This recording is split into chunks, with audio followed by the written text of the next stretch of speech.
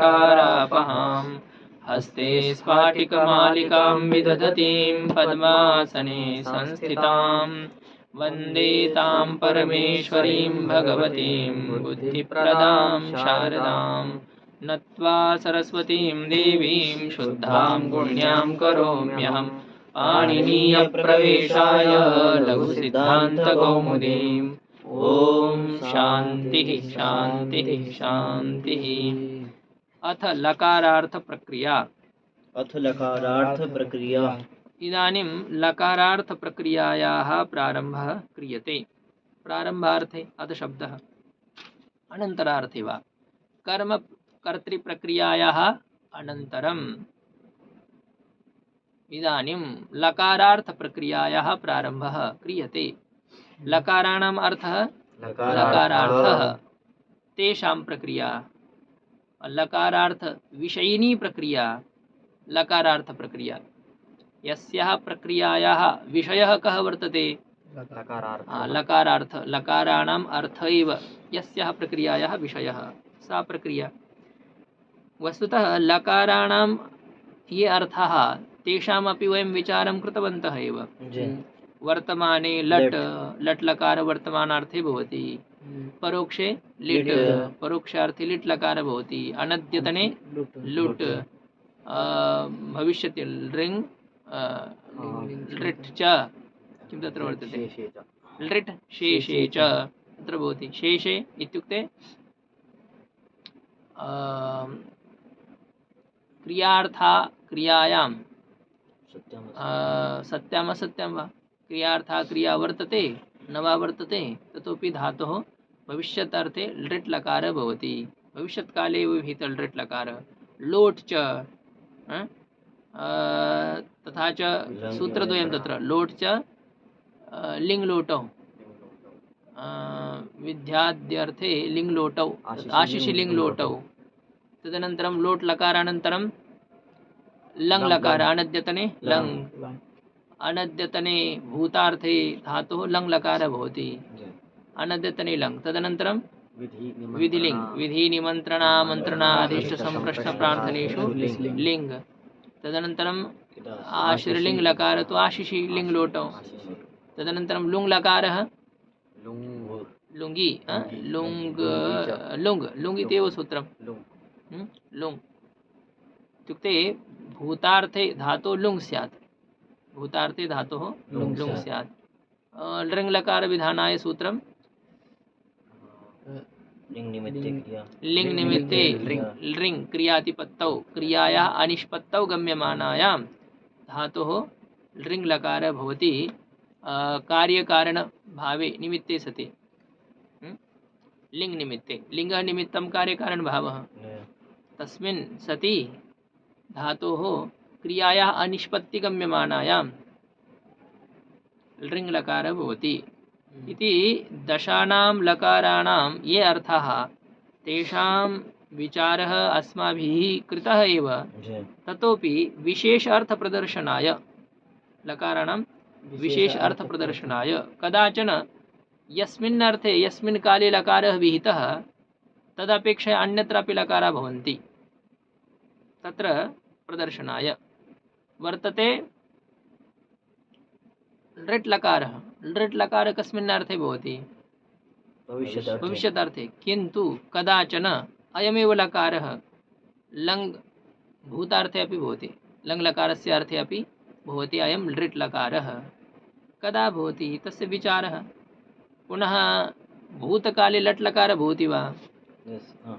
भूतकाले लट् लकार लट् लकार न भवति, किन्तु कदाचन लट् लकार भूतकाले अपि भवति।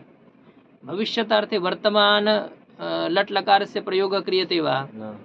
किन्तु भवति। भविष्यतार्थे अपि कदाचन लट् लकारस्य प्रयोगः भवति क्रियते। भूतार्थे अपि लट् लकारस्य प्रयोगः क्रियते, भविष्यतार्थे अपि लट् लकारस्य प्रयोगः क्रियते। कदा क्रियते तस्य विचारः अस्यां प्रक्रियायां वर्तते। लघ्वी प्रक्रिया सरला च वर्तते प्रक्रिया। केवलं पञ्चसूत्राणि अस्यां प्रक्रियायां सन्ति। पश्यन्तु प्रथमं सूत्रं लृट् लकारः भवति यद्यपि भविष्यदर्थे, किन्तु विशिष्टपरिस्थितौ अयं लकारः भूतकाले अपि भवति, अनद्यतनभूतकाले भवति। विधानाय सूत्रं वर्तते अभिज्ञावचने लृट्, अभिज्ञावचने लृट्, अभिज्ञावचने सप्तमी विभक्ते एकवचनं, लृट् प्रथमा विभक्ते एकवचनम्। अभिज्ञा अभि उपसर्ग पूर्वकः ज्ञा अवबोधने धातुर्वर्तते। अस्मात् धातोः अंग प्रत्यय भवति, ज्ञा धातुः एव अंग प्रत्यय कृते सति आतश्चोपसर्गे सूत्रेण किं भवति, अंग प्रत्यय भवति। स्त्रित्व विशिष्ट भावे अंग अंग प्रत्ययस्य आकारः अवशिष्यते। तदनन्तरं सूत्रद्वयं वर्तते, आतश्चोपसर्गे इति सूत्रद्वयं। आतश्चोपसर्गे अंग प्रत्यय अपि विधीयते, किन्तु अनेनैव सूत्रेण स्त्रियां तिन् इत्यस्मिन् अधिकारे एकं सूत्रं वर्तते आतश्चोपसर्गे। अनेनैव सूत्रेण अत्र अंग प्रत्ययोपि विधीयते। तृतीयाध्यायस्य तृतीयपादस्य 6+100 सूत्रं, षष्ठोत्तर 100 क्रमाङ्कस्य सूत्रमिदं 3-3-106 इति क्रमाङ्कस्य सूत्रम्। एकम् आतश्चोपसर्गे सूत्रं वर्तते, तत् कर्तरिकप्रत्ययं विदधाति, एकं सूत्रं तदपि वर्तते। किन्तु अत्र स्त्रित्वविशिष्ट भावे अंगप्रत्यय विहितः आतश्चोपसर्गे। तृतीयाध्यायस्य प्रथमपादस्य 36+100 क्रमाङ्कस्य सूत्रम् अपि वर्तते एकं, तद् क प्रत्ययं विदधाति, तद्भिन्नं सूत्रं। स्त्रित्वविशिष्ट भावे अनेन सूत्रेण आतश्चोपसर्गे सूत्रेण अंगप्रत्यये सति अभिज्ञा तदनन्तरम् आकारस्य लोपः भवति, आतो लोप इति च सूत्रेण अंग प्रत्ययस्य आकारं मेलयित्वा भवति अभिज्ञा। किम् अभवत्, अभिज्ञा। अजाद्यतष्टाप् सूत्रेण टापी कृते सति अभिज्ञा। अभिज्ञा अभिज्ञा शब्दस्य अर्थः वर्तते स्मृतिः। अभिज्ञा शब्दस्य अर्थः स्मृतिः भवति। उपसर्गेण अंग प्रत्यय स्त्रित्व विवक्षायां भवति। अंग प्रत्यय कृते सति अनन्तरं स्त्रित्व विवक्षायामेव टाप् भवति।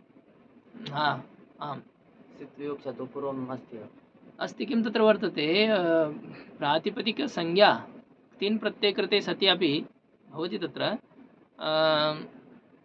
तत्र अपरः एकः विषयः वर्तते, स्त्रियां क्तिन् स्त्रित्वविशिष्ट भावे क्तिन् प्रत्यये सत्यपि तत्र स्त्रित्वस्य अभिव्यञ्जनाय टापादय प्रत्ययाः भवन्ति, सर्वत्र न भवन्ति।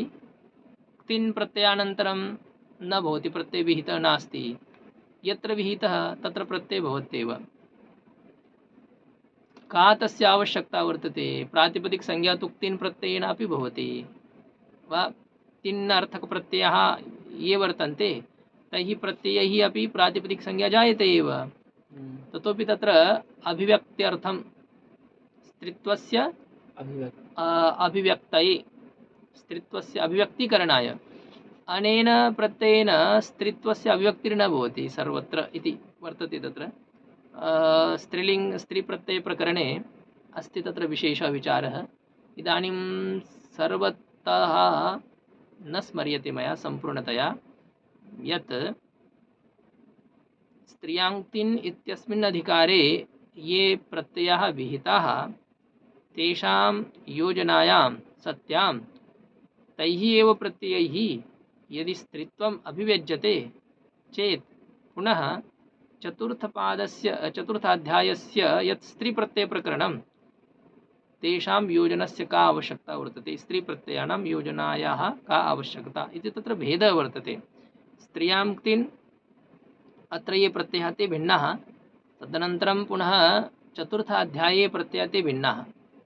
ते प्रत्ययाः तु प्रातिपदिकात् भवन्ति, एते प्रत्ययाः तु धातोः भवन्ति। धातोः यदा प्रत्ययाः भवन्ति तदा स्त्रित्वविशिष्टभावे एते प्रत्ययाः विहिताः सन्ति। पुनः स्त्रीत्वविशिष्टभावे इति प्रत्ययः जातः ततोपि तस्य अभिव्यक्तीकरणाय प्रत्ययः क्रियते। इत्युक्ते इदानीं नास्ति तत् सम्यक् उपस्थितिर्न भवन्ती अस्ति उपस्थितिः सम्यक्तया। यत् अनयोः उभयोः प्रकरणयोः कुत्र प्रयोजनमस्ति एतत् सम्यक्तया न स्मर्यते। एकवारम् अहं कदाचन उक्तवान्, किन्तु इदानीं नास्ति तत् स्मरणं। कदाचन वदिष्यामि, श्वः वा परश्वः वा। कथं वर्तते तत्र प्रातिपदिकसंज्ञा तु भवति क्तिन् प्रत्ययानन्तरं, ततोपि स्त्रीत्वस्य अत्र अभिव्यक्तिर्न भवति। स्त्रीत्व अभिव्यक्त्यर्थं पुनः तेषां प्रत्ययानाम् आवश्यकता भवत्येव इति वर्तते तत्र विचारः। अतः यत्र टाबादीनां विषयवस्तु वर्तते, विषयः वर्तते, तत्र टाबादि प्रत्ययाः भवन्ति। यत्र स्त्रीत्वविवक्षायां प्रत्ययः न विहितः चतुर्थाध्याये तत्र न भवन्ति। मतिः अत्र न भवति, अग्रे प्रत्ययः सर्वत्र न भवति, किन्तु आङ् प्रत्ययः यत्र क्रियते तत्र अजाद्यतश्टाप् सूत्रेण पुनः टापोऽपि भवति। मम प्रश्नः, प्रश्नमहं ज्ञातवान् भवतः। स्त्रीत्वविवक्षा भवति, तदनन्तरम् आवश्यकता का? अहं भवतः प्रश्नं ज्ञातवान् अस्मि। स्त्रियां क्तिन् इत्युक्ते स्त्रीत्वविशिष्टभावे एते प्रत्ययाः जाताः। स्त्रीत्वविशिष्टभावे प्रत्ययः जातः इत्युक्ते स्त्रीत्वं तत्र अभिव्यक्तम् अभवत् एव। स्त्रीत्वस्य अभिव्यक्तिः जाता एव, पुनः प्रत्ययानां योजनायाः का आवश्यकता वर्तते इति भवतः अभिप्रायः वर्तते। अहं जानामि तत् एतं, किन्तु ततोपि तस्य सम्यक् उत्तरम् इदानीं न स्मरामि अहं किमस्ति। वदिष्यामि अहम् अनन्तरं। भावे भवन्ति एतत् स्त्रीत्वविशिष्टभावे एते प्रत्ययाः विहिताः। स्त्रीत्वविशिष्टभावे प्रत्ययविधानानन्तरमपि पुनरपि तेषां प्रत्ययानां का आवश्यकता इति अनन्तरम् अहं वक्ष्यामि। टाप् प्रत्ययस्तु भवत्येव। अङ्गप्रत्यये कृते सत्यपि किं भवति, अभिज्ञ इति जातौ, अभिज्ञ इति जातौ स्त्रीत्वं तत्र अभिव्यक्तं न भवति इत्येव कदाचन स्यात्। कथं न भवति तत्तु मया विचारः कर्तव्यः विशेषः। ततोपि एतैः प्रत्ययैः धातोः प्रातिपदिकसंज्ञा तु क्रियते, तया एव एते प्रत्ययाः कृतकार्याः भवन्ति। धातोः प्रातिपदिकसंज्ञां विधाय एव एते प्रत्ययाः कृतकार्याः भवन्ति। अतः स्त्रीत्वस्य अभिव्यक्त्यर्थम् एते प्रत्ययाः तावत् कार्यं न कुर्वन्ति। तत्र अभिव्यक्त्यर्थं स्त्रीत्वस्य प्राकट्यार्थं चतुर्थाध्यायस्य प्रत्ययानां पुनरपि आवश्यकता भवति यत्र सन्ति। अन्यथा तु बहुषु स्थलेषु शब्दाः एव स्त्रीत्वविशिष्टाः सन्ति। यथा किं वर्तते, अप् जलं, स शब्द एव स्त्रीलिङ्गी वर्तते। बहुषु स्थलेषु तादृशी एव प्रत्ययैः तत्र स्त्रीत्वम् अभिव्यक्तं जातम् इति तु न, प्रत्ययाः न सन्ति, शब्दाः एव स्त्रीलिङ्गयुक्ताः, स्त्रीलिङ्गिणः केचन शब्दाः एव तादृशाः भवन्ति। किन्तु कुत्र कुत्र स्त्रीत्वस्य अभिव्यक्त्यर्थं प्रत्ययानां विधानं कृतं, तेषां प्रयोगः कर्तव्यः एव भवति, अन्यथा तेषां स्त्रीत्वं प्रकटी न भवति। स्त्रीत्वस्य प्राकट्यार्थम् इत्युक्ते एतैः प्रत्ययैः स्त्रीत्वं प्रकटी न क्रियते, केवलं प्रातिपदिकसंज्ञा एव विधीयते। प्रातिपदिकसंज्ञा भवत्येव, कृत्तद्धित् समासाष्टसूत्रेण प्रातिपदिकसंज्ञा भवति। तत्र स्त्रीत्वस्य अभिव्यक्त्यर्थं टापादि प्रत्ययानाम् आवश्यकता भवत्येव इति कदाचन विचारः वर्तते। अभिज्ञा शब्दस्य अर्थः वर्तते स्मृतिः। कः अर्थः अभिज्ञा शब्दस्य? स्मृतिः। कथम् अयम् अर्थः भवति तर्हि उपसर्गबलेन। ज्ञा धातोः ज्ञानम् अर्थः तु आसीत् एव, किन्तु विशेषज्ञानम् अपि उपसर्गेण अर्थः अभवत्। श्लोककण्ठस्थी वर्तते सर्वेषाम्। उपसर्ग किं करोति? धातोः यदा उपसर्गः योज्यते तदा उपसर्गः किं कार्यं करोति? धात्वर्थं बाधते कश्चित् कश्चित् तम अनुवर्तते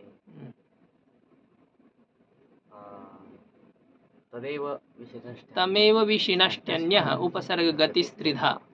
उपसर्गः किं करोति? कदाचन धातोः अर्थं बाधते, धातोः अर्थस्य परिवर्तनं करोति। कदाचन किं करोति? तम अनुवर्तते, धात्वर्थस्य अनुकरणं करोति, स्वतन्त्रम् अर्थं न तत्र प्रकटीकरोति, अपि तु मूलधातोः यः अर्थः स एव अर्थः भवति उपसर्गयोजनया अपि। कदाचन उपसर्गः धात्वर्थं विशिनष्टि, धातोः अर्थः यः वर्तते तस्य एव विशेषीकरणं करोति, विशिष्टम् अर्थं बोधयति। यथा अत्र ज्ञा धातोः ज्ञानम् अर्थः, किन्तु अभ्युपसर्गेण किं भवति? विशिष्टज्ञानं। विशिष्टज्ञानम् इत्युक्ते स्मृत्यात्मकं ज्ञानं। ज्ञाने प्रकारद्वयं। किं प्रकारद्वयं किं वर्तते? स्मृतिः अनुभवश्च इति तर्कसङ्ग्रहे वर्तते। स्मृतिज्ञानम् अनुभवात्मकं ज्ञानं, तृतीयं ज्ञानं नास्ति। यावन्ति ज्ञानानि तेषां सर्वेषां ज्ञानानाम् अत्र एव अन्तर्भावो भवति, स्मृतौ अनुभवे वा। स्मृतिः एकं विशिष्टं ज्ञानम्। सर्गेण ज्ञा धातोः विशिष्टज्ञानम् अर्थः भवति, स्मृतिज्ञानम् अर्थः भवति। अभिज्ञावचनं, वचनम् इत्युक्ते अभिज्ञावाचकं। ब्रू धातोः ल्युट् प्रत्ययः वर्तते अत्र, अभिज्ञा उच्यते अनेन, तद् अभिज्ञावचनम्। उपपदम् अभिज्ञा इत्युक्ते स्मृतिवाचकम् उपपदम्। स्मृतिवचनम् इत्युक्ते बोधनसाधनम्, उच्यते अनेन, येन स्मृतेः कथनं क्रियते, येन उपपदेन किं क्रियते? स्मृतेः बोधनं क्रियते, तद् उपपदम् अभिज्ञावचनं। तद् यद् उपपदं वर्तते तद् अभिज्ञावचनम् इत्युक्ते स्मृतिवाचकम्। स्मृतिवाचके उपपदे सति किं भवति? धातोः लृट् लकारः भवति, धातोः लृट् लकारः भवति। कस्मिन् अर्थे तत् टीकायाम् उच्यते? वृत्तौ स्मृतिबोधिनी उपपदे भूतानद्यतने धातोर् लृट्। स्मृतिबोधिनी उपपदे, स्मृतिं बोधयितुं शीलं यस्य उपपदस्य तदुपपदं स्मृतिबोधनी स्मृतिबोधी, स्मृतिबोधिनी, स्मृतिबोधीनि, स्मृतिबोधी, स्मृतिबोधी इति स्मृतिबोधिन् प्रातिपदिकं। तस्य नपुंसके सप्तम्याम् एकवचने रूपं भवति स्मृतिबोधिनी। स्मृतिबोधिनी, स्मृतिबोधिनी कस्मिन्? उपपदे। उपपदे, स्मृतिवाचके उपपदे। स्मृतिबोधिनी उपपदे इत्युक्ते स्मृतिवाचके उपपदे सति धातोः लृट् लकारः स्यात्। स्मृतिवाचके उपपदे सति धातोः लृट् लकारः स्यात्। कस्मिन् अर्थे? भूतानद्यतन अर्थे, अनद्यतन भूतकाले। भूतकाले प्रकारद्वयम्, अद्यतन भूतकालः, अनद्यतन भूतकालः। तत्रापि अद्यतन भूतकाले अपि प्रकारद्वयं, परोक्ष भूतकालः, अपरोक्ष भूतकालः। अनद्यतन भूतकाले अपि परोक्ष अनद्यतन भूतकालः, अपरोक्ष अनद्यतन भूतकालः। तत्र परोक्ष अनद्यतन भूतकाले कः लकारः भवति? लिट् लकारः भवति। परोक्ष अनद्यतन भूतकाले, अनद्यतन भूतकाले, प्रत्यक्षे अनद्यतन भूतकाले कः लकारः? लङ् लकारः, अनद्यतने लङ्। बहूनि दिनानि अभवन्, किञ्चन कार्यं जातं वा काचन घटना घटिता, वयं तत्र आस्म, वयं दृष्टवन्तः। यथा किं वर्तते? ख्रिस्ताब्दस्य त्रयोदश ख्रिस्ताब्दे, त्रयोदशाधिक-द्विसहस्रतमे ख्रिस्ताब्दे गङ्गायाम् अतीव पूरः आगतः। गङ्गायाः जलम् अधिकमेव वर्धितं, वृद्धिङ्गतम् इति वयं दृष्टवन्तः। तत्र यदा वयं दृष्टवन्तः तदा तस्मिन् भूतकाले धातुः लङ्लकारः भवति, जी। किन्तु अस्माभिः प्रत्यक्षं न कृतं, तर्हि गतदिनस्य घटना भवेत्, तत्रापि लिट् लकारस्य प्रयोगः भवति। परोक्षा वर्तते, अनद्यतन भूतकालिना क्रिया वर्तते। अस्तु, तत्र भूत अनद्यतने अर्थे अनद्यतन भूतकाले ज्ञायते, अनद्यतन भूतकालः इत्युक्ते ज्ञायते वा? जो आज का नाम हाँ, अद्यतनः नास्ति, अद्य भवम् अद्यतनं, न अद्यतनमिति अनद्यतनम्। अनद्यतनभूतकाले किं भवति? धातुः स्यात् लङ्लकार, किन्तु लृट् लकार विधीयते स्मृतिवाचके उपपदे सति। यथा माङ्गी लुङ्, माङ् उपपदे सति धातोः कः लकारः भवति? लुङ् लकारः भवति। कस्मिन् अर्थे भवति?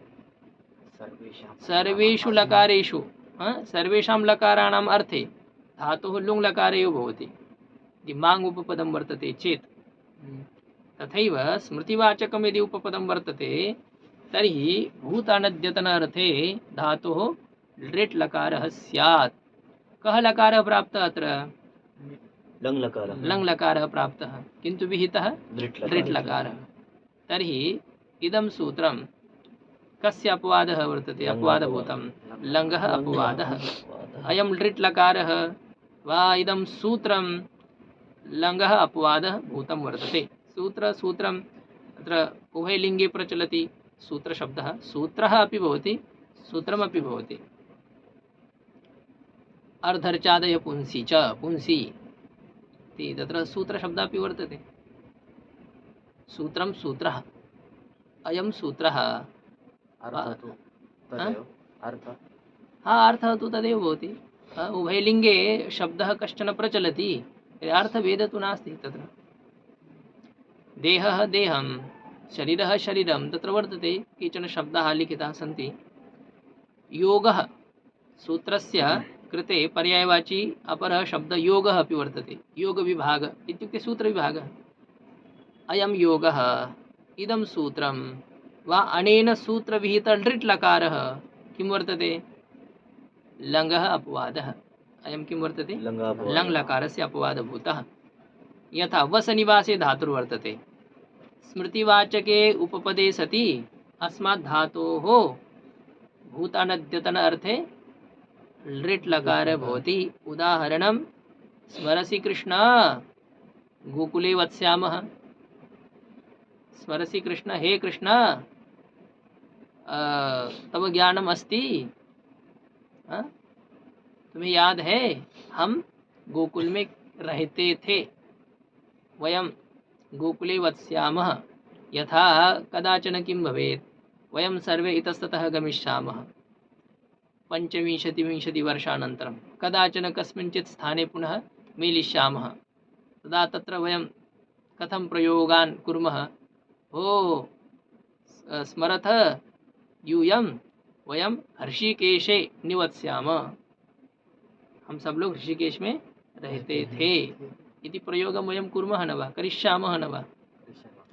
तदेव स्मरसि कृष्ण, कश्चन गोपः स्यात् भगवतः श्रीकृष्णस्य सखा, स भगवन्तं स्मारयति, हे कृष्ण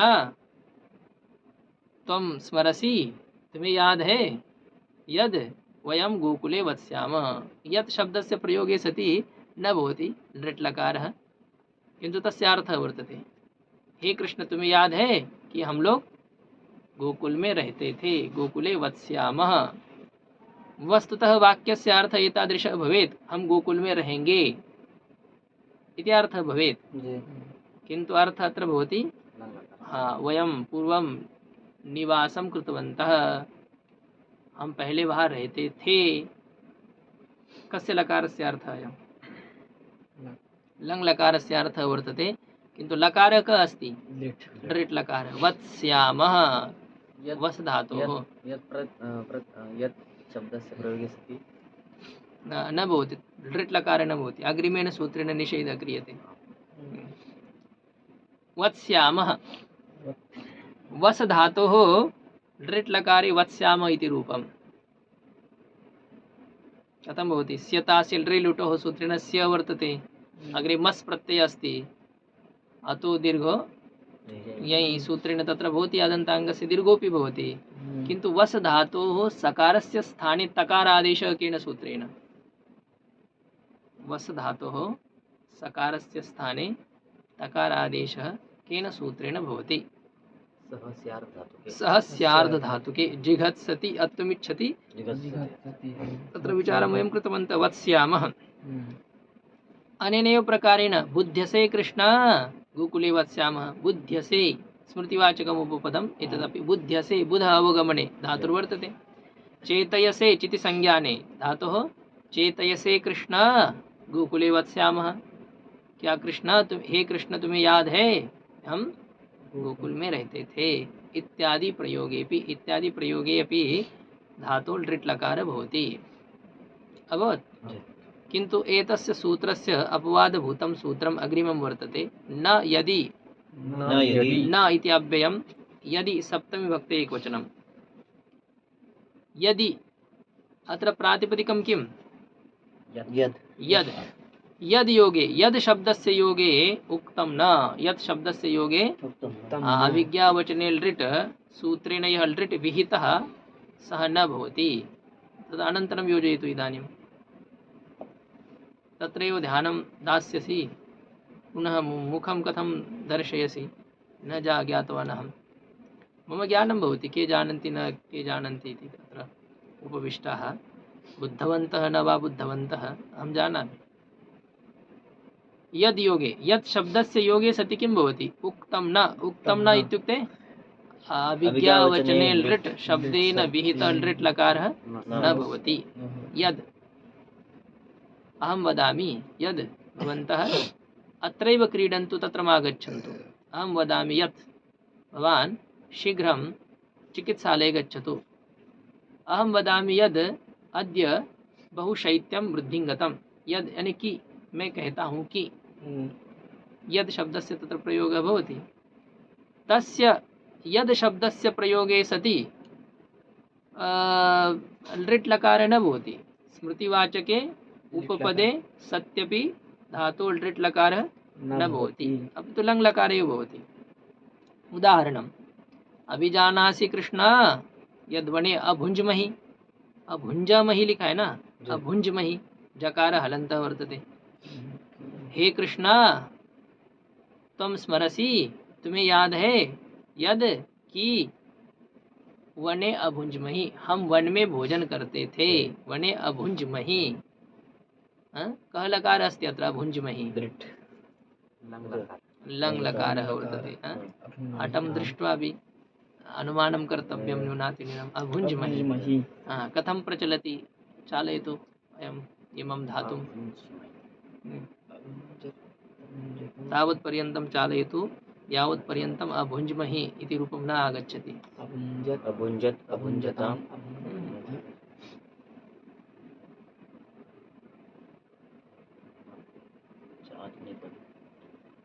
प्रथमक्रमाङ्कस्य कन्दुके एव यदि भवन्तः तत्र क्रीडनाय अयोग्याः भविष्यन्ति चेत् भारतस्य विजयः कथं भवेत्?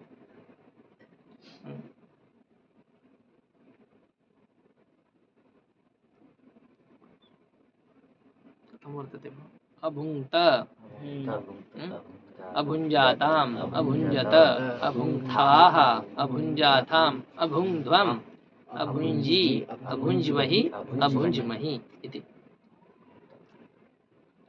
स्मरसि कृष्ण यद्वने अभुञ्जमहि, हम वन में भोजन करते थे। अभवत् एतत्। चलामः अग्रे। लट् स्मे, लट् इति प्रथमपुरुषस्य प्रथमायाः एकवचनं, स्मे सप्तम्याः एकवचनं। स्म शब्दस्य प्रयोगे सति स्म शब्दयोगे, स्म इति शब्दस्य योगे अव्ययं वर्तते तत्, अस्य अव्ययस्य योगे सति धातोः लट् लकारः भवति। धातोः कः लकारः? कस्मिन् अर्थे? लिट् लकारस्य अर्थे लट् लकारः भवति। लिट् लकारस्य अर्थे युधिष्ठिरः राजा अस्ति स्म, युधिष्ठिरः राजा अस्ति स्म, अस्य कः अर्थः?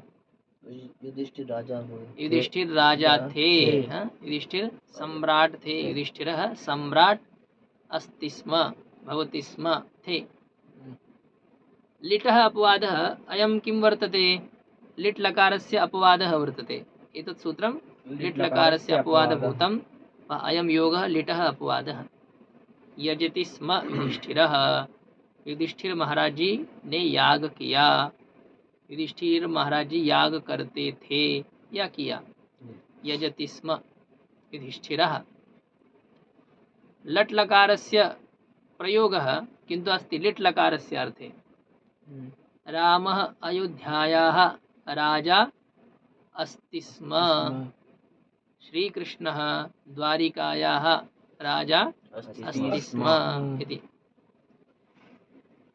यदि वयं कस्यचित् धातोः लङ् लकारस्य प्रयोगान् न जानीमः चेत् तत्र लट् लकारम् एव प्रयोज्य स्म योजयतु, तस्य अर्थः आगमिष्यति।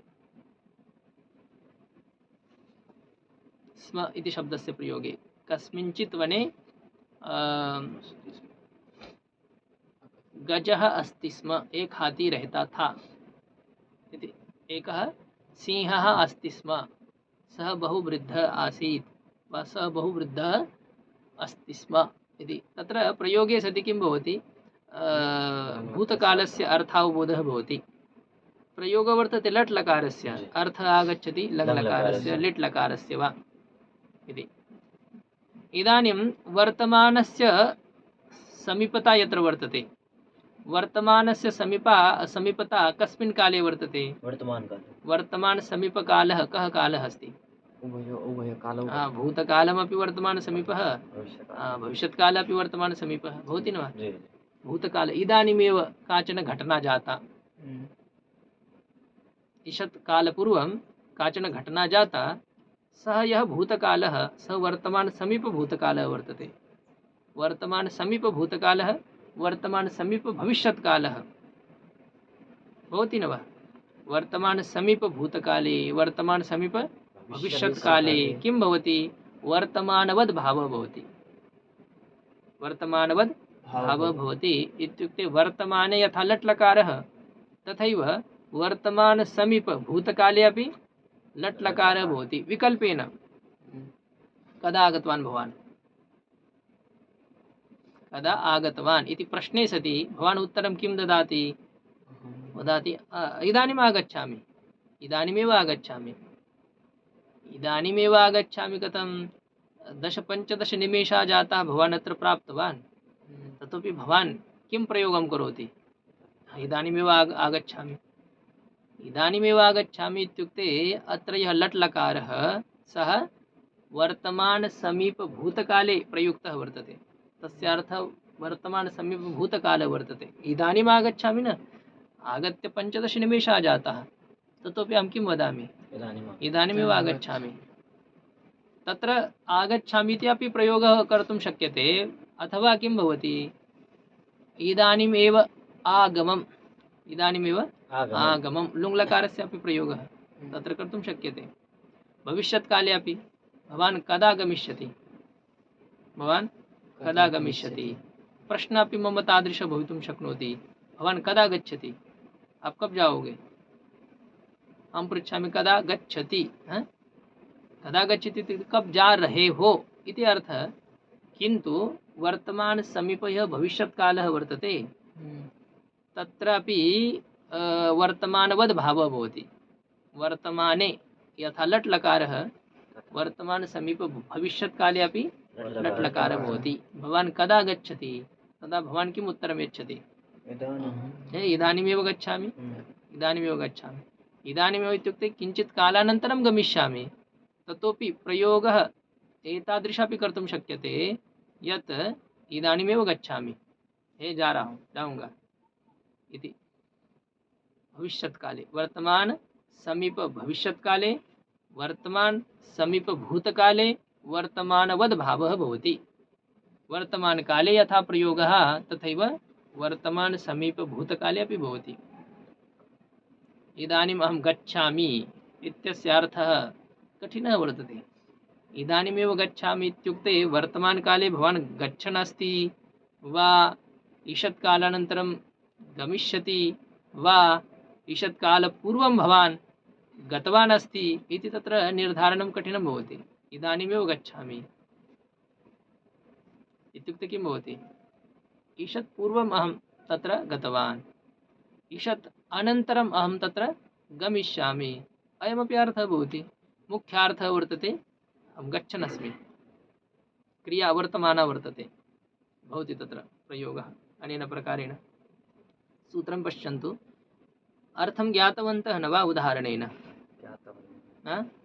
वर्तमान समीप भूतकाले वर्तमानवत् प्रयोगः लट् लकारः भवति, वर्तमान समीप भविष्यत्काले वर्तमानवत् प्रयोगः भवति विकल्पेन। किन्तु इत्युक्ते वर्तमान सदृशाः प्रयोगाः अपि भवन्ति, न अपि भवन्ति।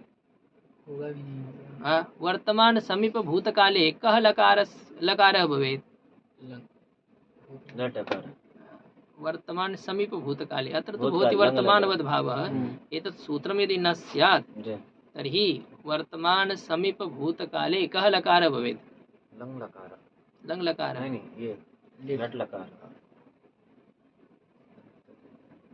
वर्तमान समीप भूतकाले कः लकारः प्रयोक्तव्यः? कस्य लकारस्य प्रयोगः भवेत्? लिट् लकार परोक्षार्थे भवति तत्र। लुङ् लकारः वर्तमान समीपः यः भूतकालः स अद्यतन एव भवेत् न वा? अनद्यतनः। एतादृशप्रयोगः कर्तव्यः भवेत् यस्मिन् क्षणे दिनस्य परिवर्तनं भवति। यथा अस्माकं शास्त्रानुसारेण सूर्योदयानन्तरं दिनस्य परिवर्तनं, सूर्योदयात् पूर्वः क्षणः, सूर्योदयानन्तरः क्षणः। तत्र सूर्योदयानन्तरक्षणे वयं किमपि वदामः, तत्र यः वर्तमान समीपकालः वर्तते स अद्यतनः अस्ति अनद्यतनः वा? स अनद्यतनः भवति न वा? सूर्योदयानन्तरम् अहं किमपि वदामि, सूर्योदयात् पूर्वः कालः सूर्योदयानन्तरकालदृष्ट्या अद्यतनः वर्तते अनद्यतनः वा? अनद्यतनः वर्तते सः कालः, गतदिनस्य सः विषयः इदानीं भवति। ततोपि वयं तथैव विचारं न कुर्मः। अहं किं वदामि, अहम् अद्य प्रातःकाले 4 वादने उत्थितवान्। प्रातःकाले अद्य 4 वादने अद्यतनकालः आसीत् वा? यदि सूर्योदयानन्तरं दिनपरिवर्तनं तर्हि 4 वादने अद्यतनकालः नासीत्। ततोपि तत्र किमपि विशिष्टं यदि दर्शनीयं, कश्चन विशेषः द्रष्टव्यः भवति, तदा सूर्योदयात् आरभ्य विचारः क्रियते। अन्यथा 3-4 एव दिनपरिवर्तनं। यदा वयं जाग्रीमः तदनन्तरं दिनस्य परिवर्तनं भवति। एकादशी अत्र वर्तते, यस्मिन् दिने वर्तते एकादशी, अस्मिन् दिने भवति किं सूर्योदयात् प्राक् यथेष्टं भोजनं कर्तुं शक्यते वा? न, सूर्योदयानन्तरम् एकादशी तिथेः आरम्भः भवति, अतः तस्मात् पूर्वं खादितुं शक्यते यथेष्टम् इति वर्तते। पूर्वमेव वयं वदामः अद्य एकादशी वर्तते, तिथिर्वर्तते, 4 वादने किं 3 वादने 2 वादने अपि जागृते सत्यपि वयं भोजनं न कुर्मः, एकादशी वर्तते अद्य। अपरस्मिन् दिने अपि यदा किं भवति, द्वादशी तिथिरागच्छति, 4 वादने वयम् उत्तिष्ठामः, स्नानादिकम् आचर्य दिनचर्यां कृत्वा 5:30 वादने सूर्योदयः न अभवत्, दिनचर्या अस्माकं समाप्ता। तर्हि किं शीघ्रमेव तत्र अल्पोपहारं स्वीकुर्मः, एकादशी तिथेः समाप्तिः अभवत् वा? अनन्तर सूर्योदये सति एकादशी तिथिः समाप्ता भवति, किन्तु पूर्वमपि वयं भोजनं कर्तुं शक्नुमः तत्र तस्मिन् दिने।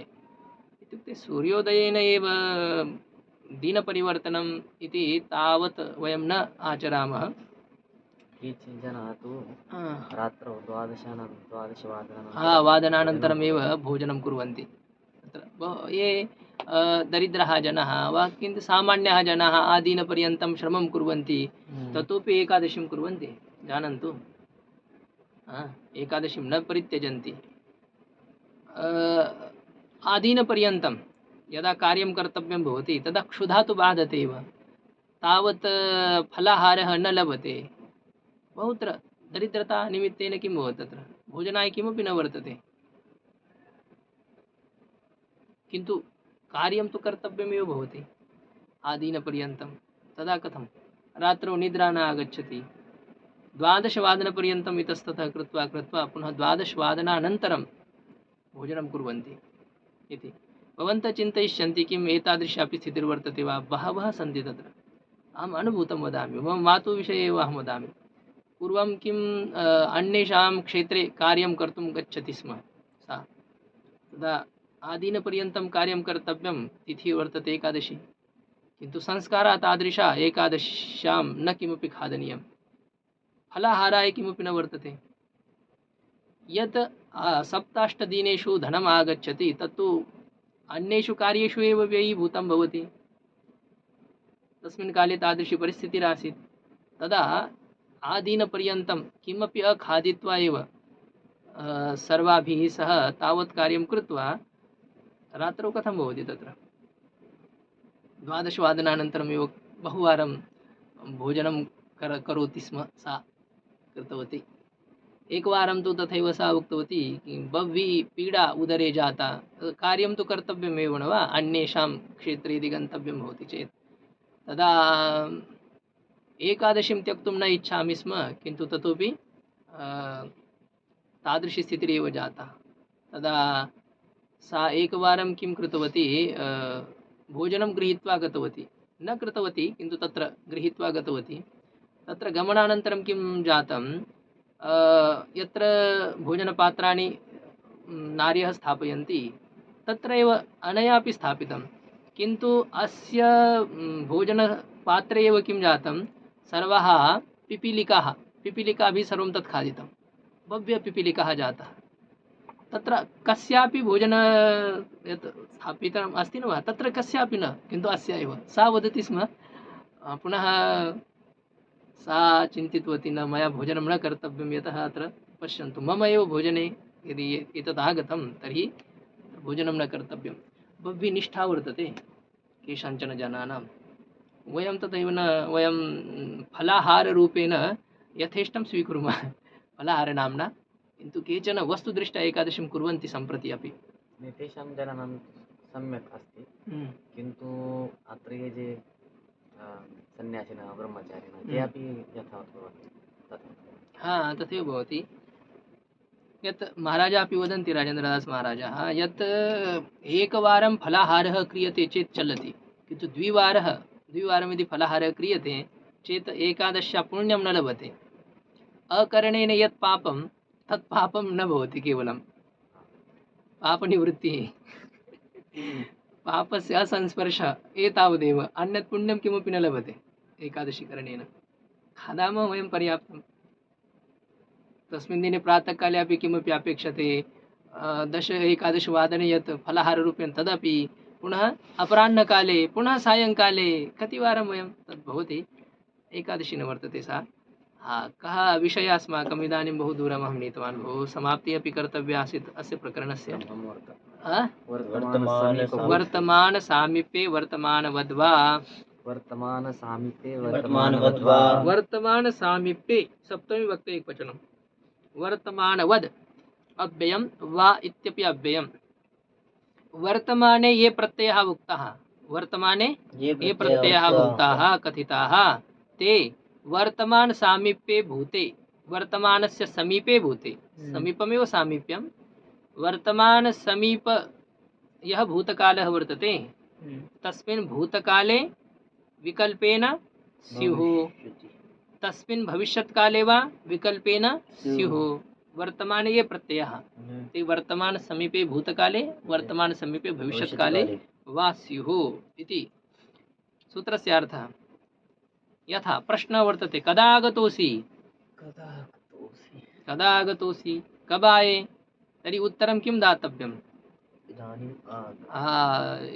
अयमागमम्, ईषत् कालात् पूर्वम् आगमम् इति प्रयोगः भवेत्, किन्तु तत्र लट् लकारोऽपि भवति। अयम् आगच्छामि, ये आ रहा हूँ, यही आ रहा हूँ आपके सामने इति भवति तत्र।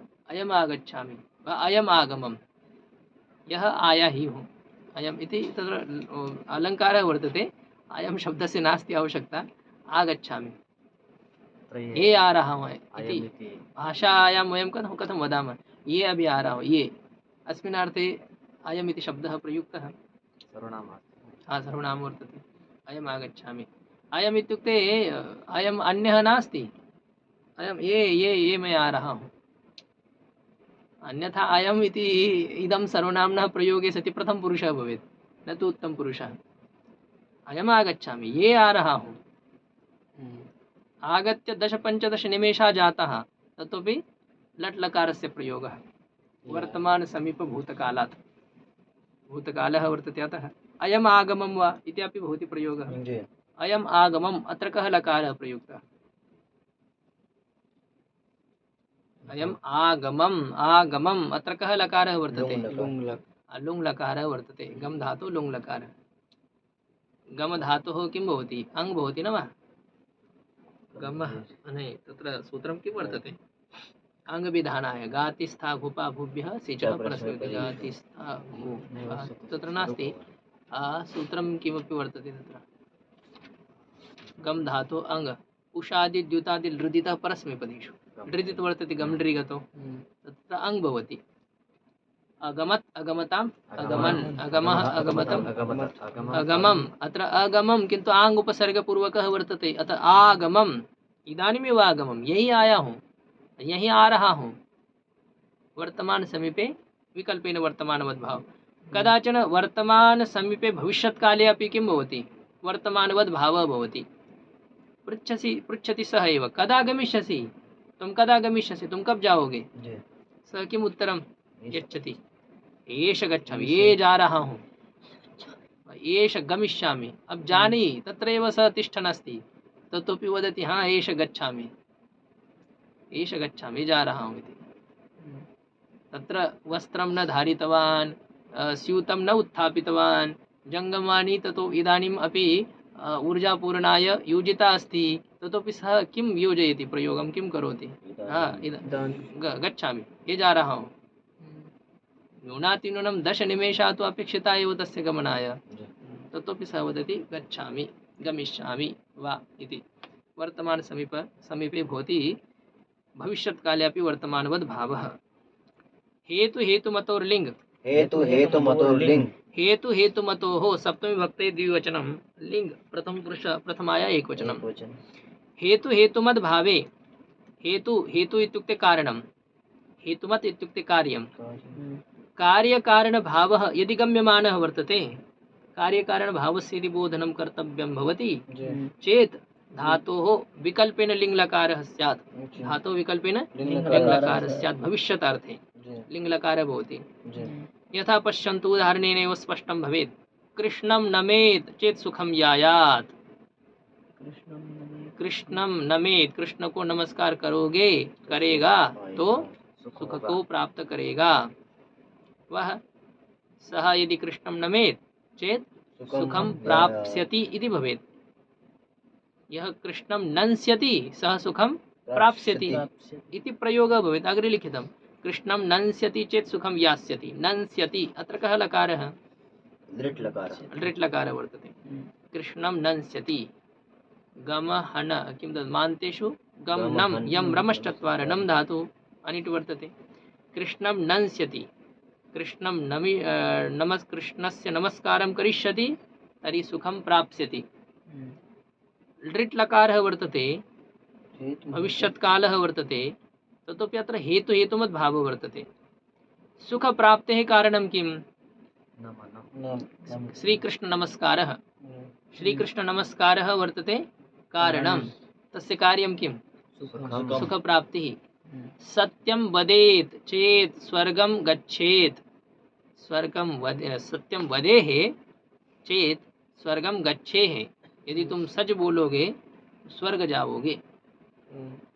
तत्र कार्यकारणभावः सूचितः वर्तते। यत्र तत्र किं भवति? धातुः विकल्पेन लिङ्लकारः भवति भविष्यत्काले, किन्तु अत्र उच्यते भविष्यत्येव इष्यते। हेतु हेतुमद् भावः भविष्यत्काले एव भवेत्। वर्षा भविष्यति, तत्र क्रियाया अनिष्पत्ति गम्यमाना वर्तते। यदि सुवृष्टिर् अभविष्यत् चेत् सुभिक्षमपि अभविष्यत् इति, तत्र उभयमपि अनिष्पन्नम् इत्युक्ते तत्र न भवेत् इति निश्चयः वर्तते।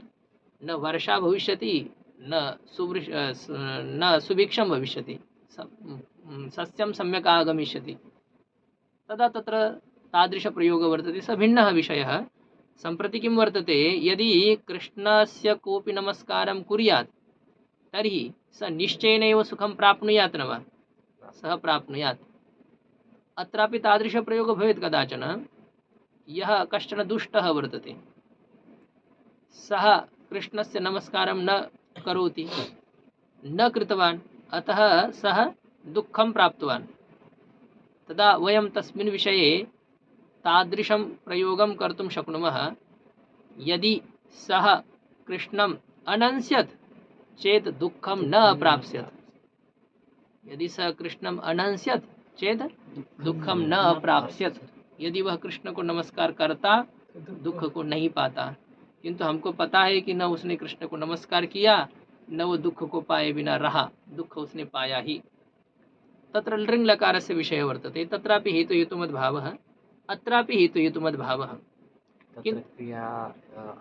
क्रियायाः अनिष्पत्तिः गम्यमाना वर्तते, इत्युक्ते क्रिया न भविष्यति इति निश्चयः। एतत् न भवेत् या न अभवत्, न भविष्यति वा न अभवत्, उभयस्मिन् काले तत्र लृङ् लकारः भवति। भविष्यत्येव इष्यते, किन्तु अत्र हेतुहेतुमद्भावः यदा भवति तदा यः लिङ् लकारः विहितः स भविष्यत्काले एव भवति, भविष्यत्काले एव। अन्यथा पश्यतु, वर्तमाने अपि हेतुहेतुमद्भावः भवति। कश्चन पलायमानः वर्तते, पलायते, वयं पृच्छामः भवान् किमर्थं पलायते, सः किम् उत्तरं यच्छति, सः हन्ति अतः अहं पलाये, सः हन्ति। कश्चन पश्यतु, बालकः वर्तते, सः पलायते, तदा तं दृष्ट्वा वयं पृच्छामः, रे बालक कथं पलायसे त्वं, किमर्थं पलायसे, माता पृष्ठे धावति, माता हन्ति अतः अहं पलाये।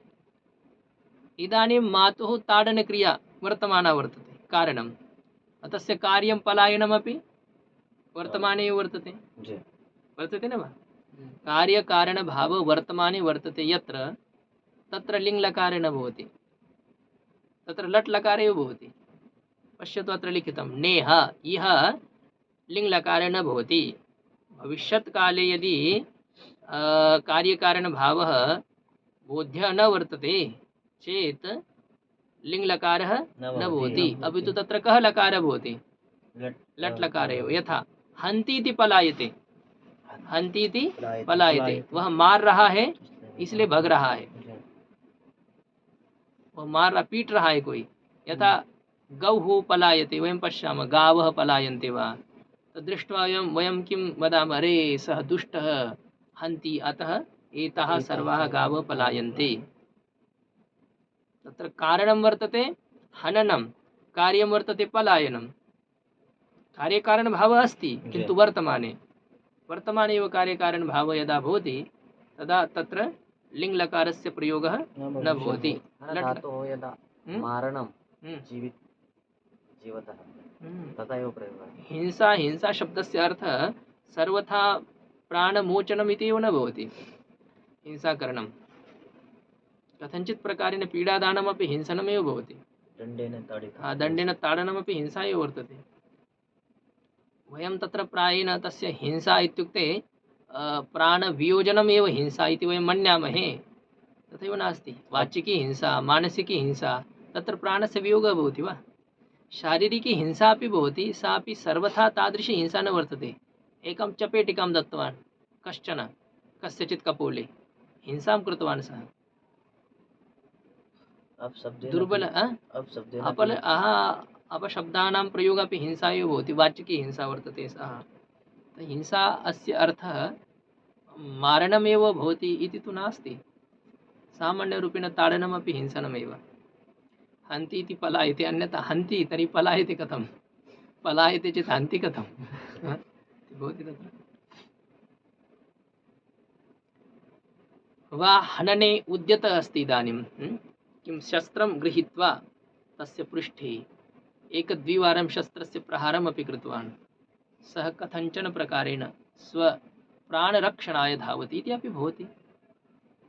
पृष्ठे कश्चन धावति तस्य मारणाय, मारणाय इत्युक्ते केवलं ताडनाय न, अपि तु सर्वथा प्राणवियोजनाय एव। तथा तत्रापि एतादृशप्रयोगः भवितुं शक्नोति। विधिनिमन्त्रणामन्त्रणेति लिङ् भवति। इदानीं शीघ्रतया अवधारणं कुर्वन्तु। विधिनिमन्त्रणामन्त्रणाधीष्टसम्प्रश्नप्रार्थनेषु लिङ्, तत्र विधिः शब्दस्य कः अर्थः? प्रेरणं। प्रेरणम् इत्युक्ते भृत्यादि निकृष्टस्य प्रवर्तनम्। अस्मदपेक्षया यः लघुः वर्तते तस्य कस्मिंश्चित् कार्ये प्रवृत्तिः कारणं प्रेरणम् एव भवति विधिः।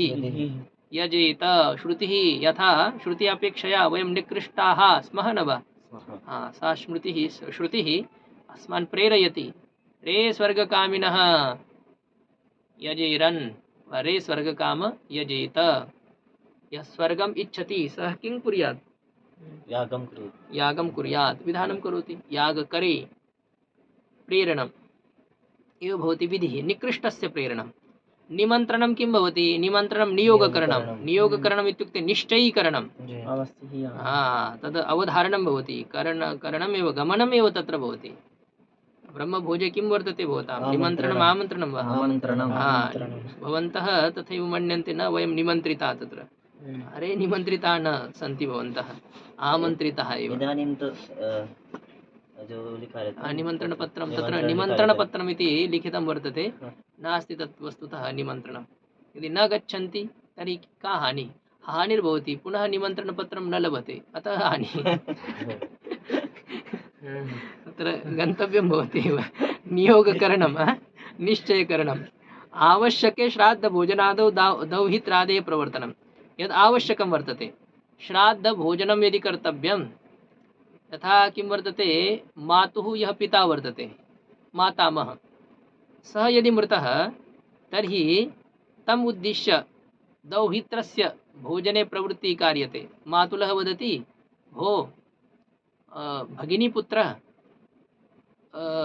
भवान् भोजनाय आगच्छतु, श्राद्धार्थभोजनाय। यदि मातुलेन आवाहनं क्रियते पितामहम् उद्दिश्य, तदा तत्र दौहित्रादेः गमनम् आवश्यकं वर्तते। यदि सः तत्र न गमिष्यति चेत् पापं भवति तत्र। यतः महाभारते तत्र तस्मिन् विषये वर्तते विचारः, दौहित्रस्य एतावद् वैशिष्ट्यस्य कारणं किं? मातामहम् उद्दिश्य यदि दौहित्रः भोजनं करोति, तथा च शताधिकब्राह्मणाः भोजनं करोति, तद् उभयं तुल्यं भवति। एकस्य दौहित्रस्य भोजनं, शतब्राह्मणानां भोजनं समानं तत्र भवति। तस्य महिमा वर्तते तस्मिन् भोजने। अतः यदि सागरतव मातामहः न स्यात् तर्हि तत्र गन्तव्यं भोजने। यदि मातुलः न आह्वयति तदा न आह्वयति तदा तु नास्ति दोषः। अत्र निमन्त्रणविषये विचारः वर्तते। स न निमन्त्रणं यच्छति तर्हि गमनस्य का आवश्यकता? न आह्वयति चेत् भवति, केनापि निमित्तेन न आह्वयति, भवान् दूरं वर्तते वा अन्यत् किमपि निमित्तं भवितुं शक्नोति, न आह्वयति चेत् मा आह्वयतु। वयमपि न इच्छामः, सः अपि न आह्वयति। निमन्त्रणविषये तत्र पर्यायव्यवस्था वर्तते, तेन कथञ्चन वयं साधयामः। किन्तु तत्र सन्तुष्टिः मातामहस्य भवति दौहित्रभोजनेन। वस्तुदृष्ट्या ब्राह्मण कम हो तो बुलाया जाता है उनको हमारे। ब्राह्मणों की कमी हो ना, तब बुलाया जाता, तब बैठाया जाता है। दौहित्रस्य भोजनं, ब्राह्मणानां भोजनं तु अस्ति एव सम्यक्, किन्तु तत्र मातामह उद्दिश्य यद् भोजनं, तत्र दौहित्रस्य बहुमहिमा वर्तते। तस्मै एव भोजनं दातव्यं, नियमः वर्तते। ययाति राजा स्वर्गात् पातितः इन्द्रेण अष्टकृषिणा संरक्षितः। अष्टकृषिः तस्य पुत्रः आसीत्, दौहित्रः आसीत्, तेन सः ययातिः रक्षितः। अतः ययातिना आशीर्वादः दत्तः। यत्र मातामहम् आश्रित्य कोऽपि उद्दिश्य कोऽपि दौहित्रं भोजनं कारयेत् चेत् मातामहस्य अक्षयतृप्तिर्भवेत्। स वरं दत्तवान् अस्ति, अतः तत्र वर्तते वैशिष्ट्यं। दौहित्रादि प्रवर्तनं। यः भुञ्जीत, यथा उदाहरणं किं वर्तते? यः भुञ्जीत भवान् अत्र भोजनं कुर्यात् चेत् कुर्यादेव, अत्र निमन्त्रणमेव। आमन्त्रणं कामचारानुज्ञा। कामचारानुज्ञाम् इत्युक्ते स्वेच्छानुसारेण इत्र वर्तते। कामचारेण आदेशदानं। यदि अहम् अत्र उपविशामि, उपविशतु, इच्छा अस्ति चेत् उपविशतु, अन्यथा मा उपविशतु इति अनेन प्रकारेण यद् आदेशकरणं भवति तद् भवति आमन्त्रणं। कामचारानुज्ञा, तत्र अर्थः कृतः परकीय अभिलषित विषय अनुमतिप्रदानं। मम यत् अभीष्टं तस्मिन् विषये अहं स्वीकृतिं यच्छामि। अहं संस्कृतं पठामि, कश्चन पृच्छति पठतु वा, तत्र किं भवेत्? पठेत्, भवान् पठेत्। यदि भवान् इच्छति चेत् पठतु, न इच्छति चेत् मा पठतु।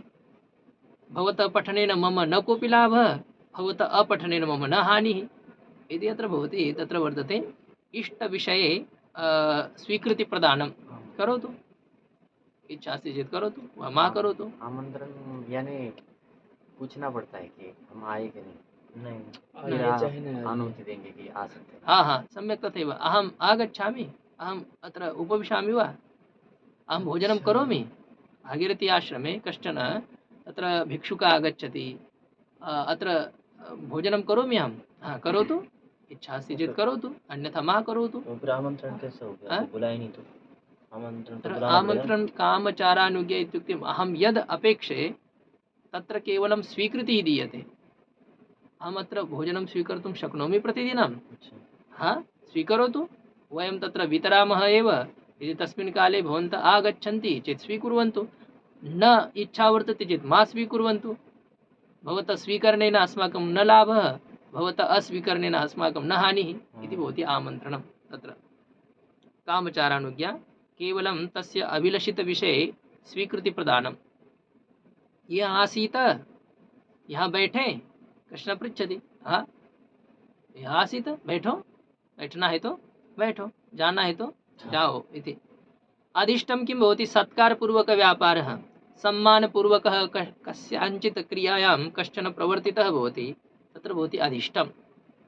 यथा पिता कञ्चन अध्यापकम् उद्दिश्य वदति, पुत्रम् अध्यापयेत् भवान्।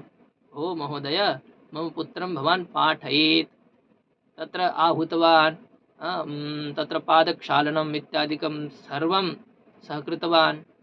तदनन्तरं भोजनादिकं दक्षिणां दत्त्वा तद्दृष्ट्वा तदनन्तरं सः सन्तुष्टो भूत्वा वदति, भो कथं भवान् एतावत् परिश्रमं कृतवान्, किं तस्य कारणं? सः वदति, भवान् मम पुत्रम् अध्यापयेत् इति। तत्र भवति सत्कारपूर्वकः व्यापारः इति कर्तव्यं भवति। कार्यं साधनीयं चेत् वातावरणनिर्मितिः अपेक्षिता भवति, भूमिका। तदा एव सः अपि जानाति एतावत् सम्मानः भवति इत्युक्ते किमपि कार्यं वर्तते एव। सम्प्रश्न इत्युक्ते सम्प्रधारणमपि निश्चयीकरणं। प्रश्नः वर्तते इत्युक्ते कार्यद्वयम्। अहं तस्मिन् कार्ये प्रवर्तते वा अस्मिन् कार्ये प्रवर्ते इति यदि भवति शङ्का, तदा तस्य समाधानं कश्चन करोति, तत्र भवति सम्प्रश्नः। यथा किं भो वेदमधीय उत तर्कं? कश्चन छात्रः नूतनः आगच्छति, पृच्छति च, किम् अहं व्याकरणं पठेयं तर्कं वा? मैं व्याकरण पढूं तर्क पढूं इति भवति सम्प्रश्नः। सम्यक् प्रश्नः सम्यक् निर्धारणाय स प्रश्नं करोति। तस्मिन् अर्थे भवति लिङ्लकारः। वेदमधीय मैं वेद पढूं अथवा तर्क पढूं इति। प्रार्थनम् इत्युक्ते वर्तते याञ्छिया याचनाकरणं, प्रार्थनाकरणं। यथा भो भोजनं लभेय, भो अत्र भोजनम् अहं प्राप्नुयाम्, क्या मैं भोजन को यह प्राप्त कर सकता हूँ? इस प्रकार से याचनाकरणं, भिक्षाकरणं भवति प्रार्थनं। तस्मिन् अर्थे अपि लिङ्लकारः विधीयते। यथा एतेषु अर्थेषु विधिलिङ्लकारः भवति, तथैव अत्र लोट् लकारः अपि भवति। लोट् च विद्यादि अर्थेषु लोट् लकारः अपि भवति। एवं लोट् लकारः अपि अस्मिन् अर्थे भवत्येव इति। लकारार्थ प्रक्रिया समाप्ता इति। तिङन्तं समाप्तम् इदानीं तिङन्तस्य समाप्तिः जाता। अग्रे वर्तते पुनः कृदन्तप्रक्रियायाः प्रारम्भः वर्तते। पुनः सुबन्तानामेव विचारेक दृष्ट्या प्रातिपदिकसंज्ञा भवति, पुनः सुबन्तानामेव विचारः भविष्यति इतः अग्रे।